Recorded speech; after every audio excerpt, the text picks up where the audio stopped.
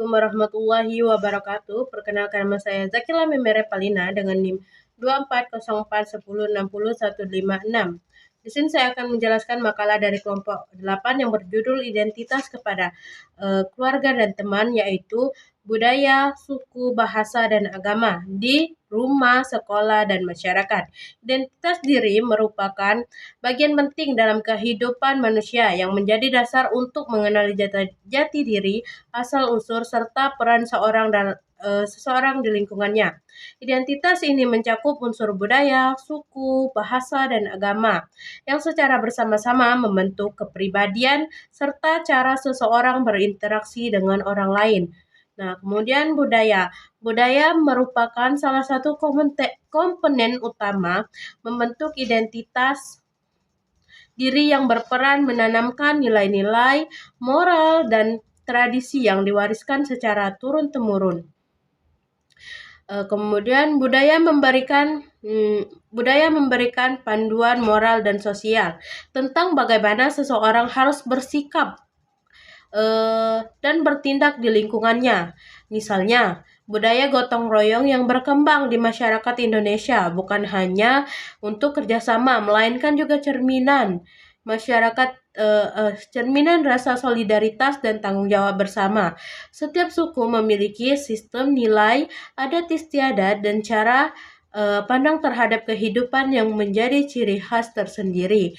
Keberagaman suku di Indonesia seperti suku Jawa, Batak, Bugis, dan Minangkabau menampilkan kekayaan budaya yang luar biasa. Misalnya, masyarakat Batak dikenal menjunjung tinggi ikatan keluarga dan martabat, sedangkan masyarakat Minangkabau menekankan pentingnya musyawarah dalam setiap keputusan. Nilai-nilai seperti ini membentuk kepribadian individu dan menjadi bagian dari jati diri yang ia bawa ke dalam kehidupan sosial.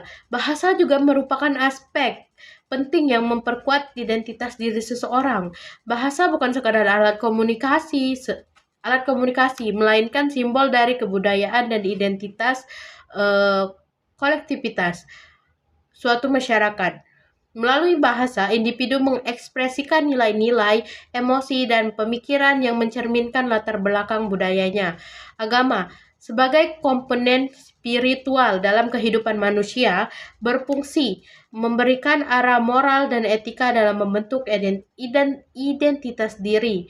Agama mengajarkan nilai-nilai universal seperti kejujuran, kasih sayang, dan tanggung jawab sosial.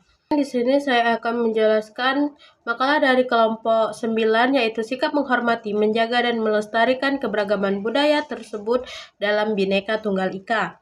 Nah, keberagaman budaya dapat diartikan sebagai perbedaan dalam cara hidup, bahasa, adat istiadat, kepercayaan, nilai, serta hasil karya dimiliki oleh kelompok masyarakat di berbagai daerah.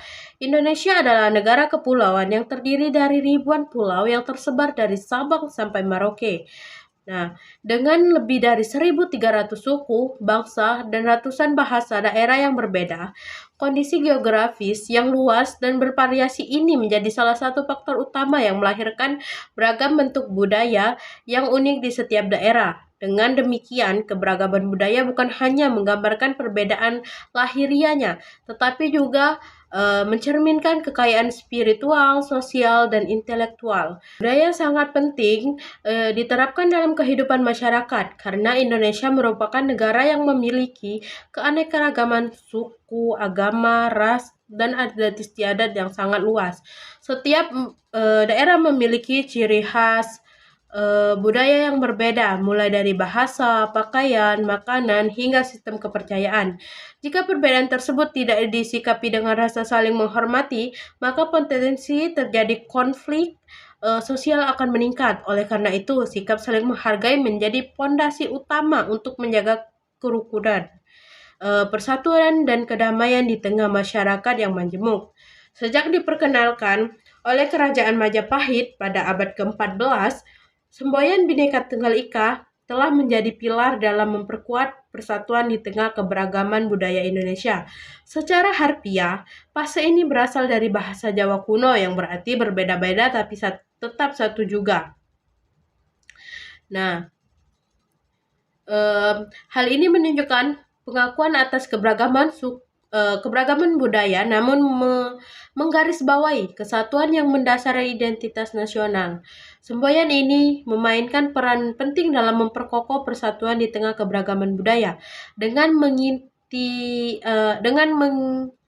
internalisasi nilai-nilai toleransi, saling menghargai, dan gotong royong.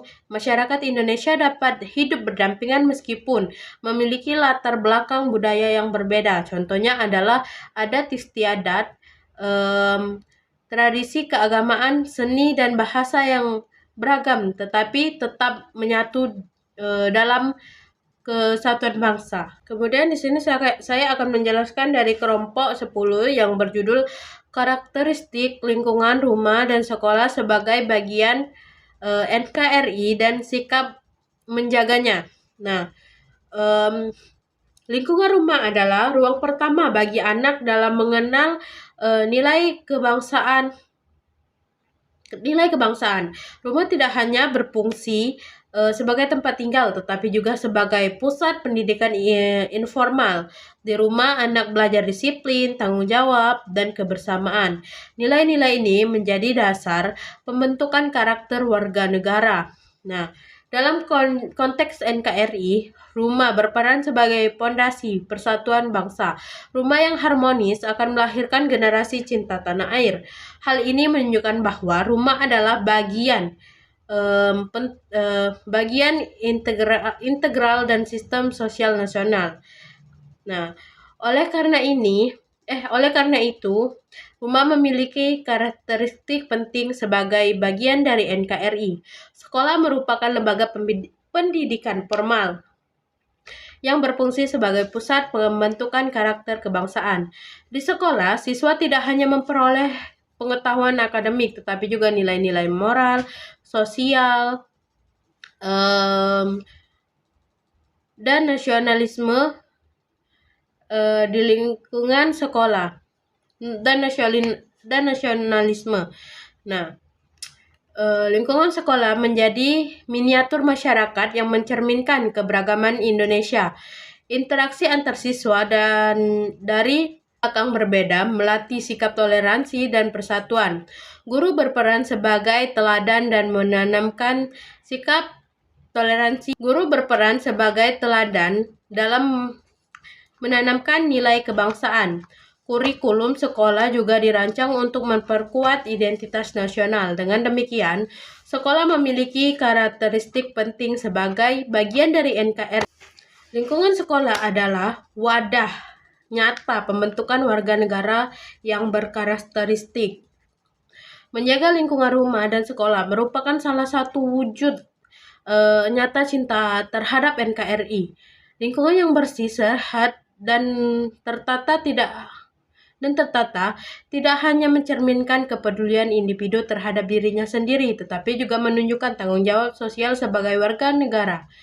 Rumah dan sekolah adalah ruang utama pembentukan karakter bangsa, sehingga sikap peduli terhadap keduanya menjadi bagian dari integral dan menjaga persatuan dan kesatuan nasional. Kebersihan dan kesehatan memberikan kebersihan dan kesehatan. Membiasakan anak merapikan rumah dan menjaga kebersihan sekolah, melatih disiplin serta tanggung jawab. 2. Toleransi sosial. Anak yang terbiasa menghargai kebersihan bersama akan belajar menghargai perbedaan. 3. Gotong royong. Kegiatan kerja bakti di rumah maupun sekolah menanamkan nilai kebersamaan. 4. Kelestarian alam. Rumah yang hemat energi dan sekolah yang mengajarkan daur ulang mendukung gerakan peduli lingkungan. Kemudian 5. Tanggung jawab sosial. Siswa yang terbiasa menjaga kebersihan sekolah akan peduli terhadap fasilitas umum. Kemudian saya akan menjelaskan makalah dari kelompok 11 yang berjudul Lingkungan Tempat Tinggal, RT atau RW, Desa atau Kelurahan, dan Kecamatan sebagai bagian dari NKRI dan pentingnya bekerjasama dalam keberagaman. Nah, lingkungan tempat tinggal merupakan struktur sosial paling mendasar dalam kehidupan berbangsa dan berperan menjaga stabilitas sosial dan memperkuat ikatan kebangsaan. Setiap warga negara hidup di tengah suatu lingkungan seperti RT, RW, desa, kelurahan, hingga kecamatan yang menjadi wadah interaksi sosial sekaligus sarana persarana nilai-nilai Pancasila. Di tingkat inilah masyarakat berpartisipasi langsung dalam kegiatan sosial, mengambil keputusan dan pelaksanaan pengembangan. Unit sosial tersebut membentuk jaringan pemerintahan berlapis yang tidak hanya berfungsi administratif, tetapi juga memperkokoh hubungan antara rakyat dan pemerintah sebagai wujud nyata prinsip Negara Kesatuan Republik Indonesia. Nah, struktur pemerintahan di tingkat lokal merupakan bagian dari sistem. Di tingkat inilah masyarakat berpartisipasi langsung dalam kegiatan sosial, pengambilan keputusan, dan pelaksanaan pengembangan. Unit sosial tersebut membentuk jaringan pemerintahan berlapis yang tidak hanya berfungsi administratif, tetapi juga memperkokoh hubungan antara rakyat dan pemerintah sebagai wujud nyata prinsip Negara Kesatuan Republik Indonesia. Struktur pemerintahan di tingkat lokal merupakan bagian dari sistem penyelenggaraan pemerintahan nasional yang dirancang untuk memastikan pemerataan layanan publik dan meningkatkan partisipasi masyarakat. Pemerintahan lokal terdiri atas beberapa tingkat, mulai dari RT, RW, desa atau kelurahan, hingga kecamatan. Dalam praktiknya, RT berperan dalam memelihara ketertiban lingkungan. Misalnya, kegiatan ronda malam dilakukan secara bergilir untuk menjaga keamanan bersama. Dalam praktik kehidupan sehari-hari, RW sering menjadi pelaksanaan kegiatan sosial yang berskala besar. Contohnya kegiatan peringatan HUT Kemerdekaan Indonesia, pengumpulan dana sosial untuk membantu warga yang mengalami musibah, atau kegiatan penghijauan lingkungan yang melibatkan beberapa RT sekaligus. Kepala desa dan perangkatnya berperan sebagai pelayan masyarakat, bukan penguasa, sehingga orientasi utama adalah kesejahteraan warga, sedangkan kelurahan lebih bersifat administratif karena berada langsung di bawah pemerintahan kabupaten atau kota. Namun kelurahan tetap memiliki fungsi penting dalam mendukung pelayanan publik dan pembinaan kemasyarakatan. Contohnya, kelurahan memfasilitasi pembuatan dokumen kependudukan seperti KTP dan kartu keluarga, serta mengordinasikan bantuan sosial dari pemerintah. Dalam praktiknya, kecamatan menjadi pusat pelayanan publik bagi masyarakat yang membutuhkan pengesahan dokumen administratif seperti rekomendasi usaha, surat tanah, atau izin kegiatan. Keberagaman sosial merupakan salah satu ciri khas yang melekat pada kehidupan masyarakat Indonesia, seperti wilayah, mulai dari tingkat RT hingga kecamatan. Memiliki latar belakang tersebut merupakan wujud dari semboyan Bhinneka Tunggal Ika.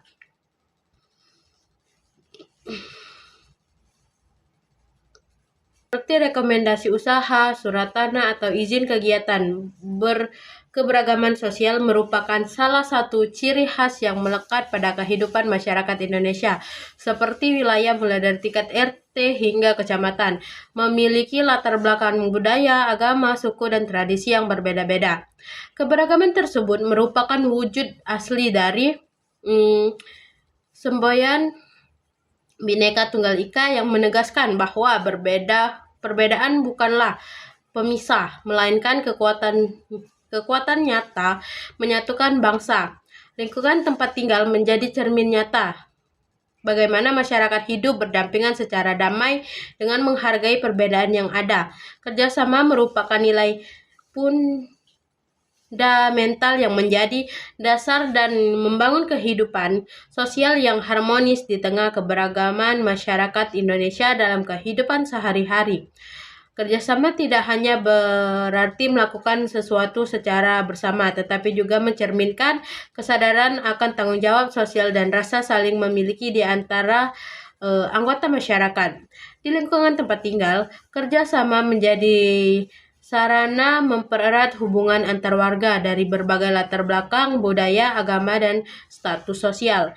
Melalui interaksi sosial yang harmonis, masyarakat dapat menciptakan keseimbangan antara kepentingan pribadi dan kepentingan bersama demi mewujudkan kehidupan yang tertib dan damai. Bentuk kerjasama di lingkungan tempat tinggal menunjukkan karakter khas masyarakat Indonesia yang menempatkan kerjasama sebagai dasar kehidupan sosial. Kerja bakti merupakan wujud konkret dari nilai kebersamaan di masyarakat. Kegiatan ini biasanya dilakukan secara rutin untuk menjaga kebersihan dan memperindah lingkungan. Seperti membersihkan selokan, memperbaiki jalan, atau menanam pohon di sekitar rumah. Siskamling atau ronda malam menjadi bentuk kerjasama yang berorientasi pada keamanan dan ketertiban. Kegiatan ini dijalankan dengan sistem bergilir antar warga pada malam hari untuk memastikan keamanan lingkungan. Kerjasama juga tampak dalam kegiatan sosial dan keagamaan yang menjadi bagian dari kehidupan masyarakat. Kegiatan seperti penggalangan dana untuk warga yang terkena musibah, bakti sosial, atau penggunaan tempat ibadah dilakukan secara kolektif. Kerjasama juga berkembang dalam bidang pendidikan dan ekonomi masyarakat. Warga seringkali membentuk kelompok belajar untuk membantu anak-anak memahami pelajaran sekolah, terutama bagi keluarga dengan keterbatasan ekonomi. Kemudian saya akan menjelaskan makalah yang terakhir dari kelompok 12, yaitu dengan judul struktur wilayah yang lebih luas, yaitu kabupaten atau kota provinsi sebagai bagian NKRI dan perilaku gotong royong untuk menjaga persatuan dipahami sebagai wujud bela negara. Kemudian saya akan menjelaskan makalah dari kelompok 12 yang berjudul struktur wilayah yang lebih luas, yaitu kabupaten atau kota dan provinsi sebagai bagian NKRI dan perilaku gotong royong untuk menjaga persatuan dipahami sebagai wujud bela negara. Struktur wilayah Indonesia yang terdiri atas provinsi serta kabupaten atau kota memiliki posisi strategis dalam memperkuat persatuan NKRI karena pembagian administratif tersebut tidak hanya berfungsi sebagai batas pemerintahan, tetapi juga menjadi perangkat konstitusional yang menegaskan bahwa seluruh daerah berada dalam satu kesatuan negara. Melalui ketentuan pasal 18 UU DNRI 1945, pemerintahan menetapkan bahwa setiap daerah memiliki kedudukan yang jelas dalam sistem pemerintahan nasional, sehingga seluruh wilayah, termasuk yang memiliki kekhasan sosial budaya, tetap terintegrasi di bawah kerangka negara. Dengan adanya struktur wilayah yang terorganisasi, pemerintahan pusat dapat memastikan bahwa berbagai kebijakan nasional dapat diterapkan secara merata di seluruh daerah tanpa menimbulkan celah bagi munculnya keinginan untuk memisahkan diri atau membentuk pemerintahan yang berdiri sendiri. Gotong royong memiliki kaitan yang erat dengan sikap bela negara karena kedua nilai tersebut sama-sama menuntut rasa tanggung jawab, kepedulian, dan kesediaan untuk berkontribusi bagi kepentingan bersama. Dalam kehidupan sehari-hari, kebiasaan saling membantu dan kerjasama menimbulkan rasa persatuan serta memperkuat ikatan sosial yang merupakan bagian penting dari bela negara. Sikap membantu tanpa pamrih menjadi keharmonisan lingkungan dan aktif berpartisipasi dalam kegiatan bersama mewujudkan bahwa nilai bela negara tidak hanya diwujudkan melalui tindakan formal, tetapi juga melalui perilaku sederhana yang menegaskan kecintaan terhadap tanah air. Upaya menjaga stabilitas sosial tidak hanya tergantung pada kebijakan pemerintah daerah, tetapi juga membentuk keterlibatan aktif masyarakat dan organisasi sosial. Dalam konteks ini, kerjasama antar pemerintah daerah dan organisasi seperti Pemuda Pancasila menjadi bagian penting dalam menciptakan lingkungan yang aman dan tertib. Kolaborasi tersebut tampak dalam berbagai kegiatan, mulai dari dukungan terhadap aparat keamanan hingga penanganan situasi darurat seperti banjir, kebakaran, serta upaya pencegahan penyalahgunaan narkoba di tangan masyarakat.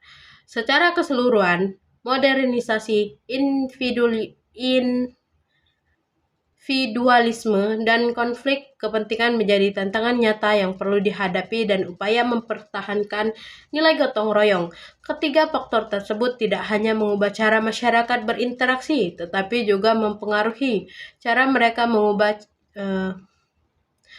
cara masyarakat berinteraksi, tetapi juga mempengaruhi cara mereka menafsirkan makna solidaritas dan kebersamaan.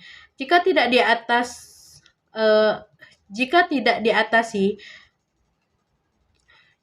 diatasi melalui pendekatan pendidikan, pemberdayaan komunitas, dan kebijakan sosial yang tepat, nilai gotong royong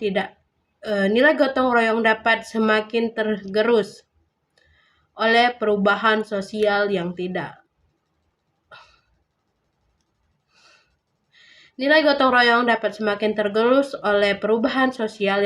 terus berlangsung.